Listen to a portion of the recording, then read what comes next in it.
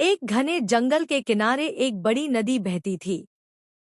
उस नदी के किनारे एक जामुन का पेड़ था, जिस पर एक बुद्धिमान खरगोश रहता था। नदी के दूसरी तरफ बहुत सारे फलों के बाग थे। खरगोश अक्सर उन मीठे फलों को खाने की इच्छा रखता था, लेकिन उसे तैरना नहीं आता था। उसी नदी में एक चालाक मगरमच्छ रहता था। एक दिन खरगोश ने नदी पार करने की एक योजना बनाई।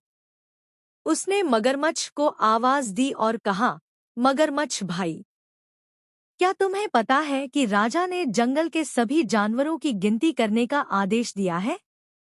मैं देखना चाहता हूँ कि तुम मगरमच्छों की संख्या कितनी है। मूर्ख मगरमच्छ खरगोश की बातों में आ गया।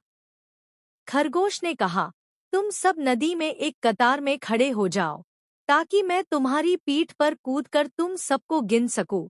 मगरमच्छ ने अपने सभी साथियों को बुलाया और वे सब नदी के एक किनारे से दूसरे किनारे तक एक पुल की तरह लाइन में खड़े हो गए। खरगोश मुस्कुराया और एक-एक करके मगरमच्छों की पीठ पर कूदने लगा। जैसे ही वह आखिरी मगरमच्छ की पीठ पर पहुंचा, उसने जोर से छलांग लगाई और नदी के दूसरे किनारे पर जा पहुंचा।